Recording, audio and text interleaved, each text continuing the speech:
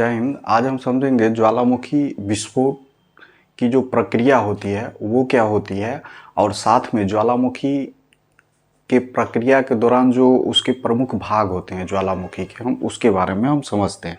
तो ये क्या हमारा ज्वालामुखी का डायग्राम है। इसके माध्यम से हम समझते हैं कि किन किन प्रक्रिया के तहत ज्वालामुखी का विस्फोट होता है और उसके जो क्या क्या भाग होते हैं विस्फोट के। ठीक है, तो जैसे कि सर्वप्रथम जो इसका भाग होता है, तो सबसे पहले तो ये हमारा क्या है, क्रस्ट लेयर है। ठीक है, ये है क्रस्ट लेयर। इसके नीचे क्या है, ये जो लेयर आपको दिख रहा है इसके नीचे, ये वाला ये क्या है, दुर्बल मंडल है। ठीक है, ये क्या है, दुर्बल मंडल।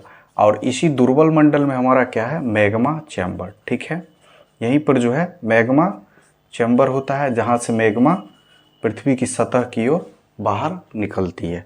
तो यहाँ से ये मैग्मा चैम्बर है। ठीक है, तो यहाँ से जो है मैग्मा ऐसे बाहर निकल रही है। ठीक है, तो यहाँ पर जब बाहर निकल रही है तो एक जो है ना, ये पाइप की एक आकृति बनती है। ठीक है, उसके तहत ये बाहर निकलती है। जैसे कि ये जो काली पट्टी दिख रही है आपको, तो ये क्या है, मैग्मा पाइप। इसको हम क्या बोलेंगे, मैग्मा पाइप।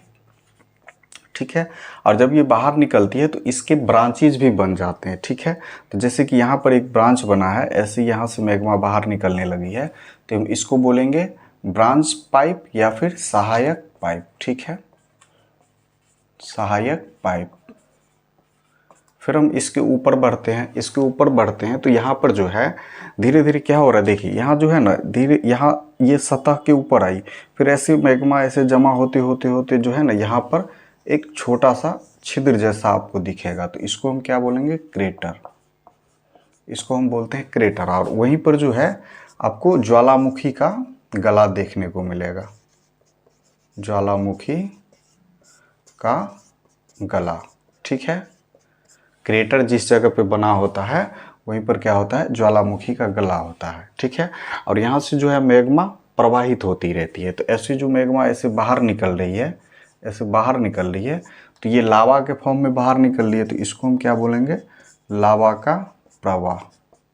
ठीक है, और देखिए यहाँ से मैग्मा बाहर निकलना चाहते, सर्वप्रथम जब यहाँ पे मैग्मा बाई होगी तो ऐसे करके मैग्मा फैली होगी, ऐसे करके यहाँ ऊपर तक आई है, तो यहाँ पर भी फैली होगी दोनों साइड।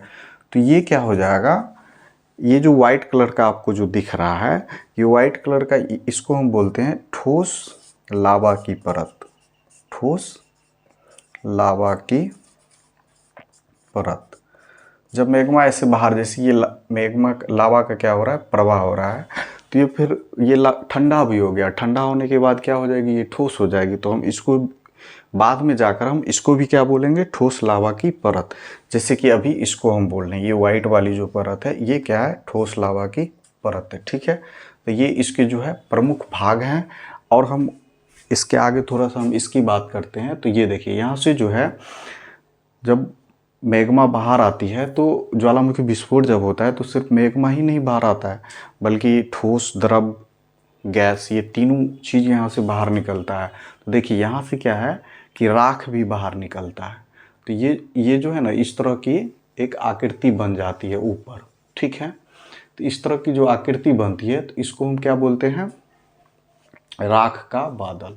ठीक है, राख का बादल। तो इतने जो है ये प्रमुख ज्वालामुखी के प्रमुख भाग हैं, इसको आप समझ सकते हैं। ठीक है।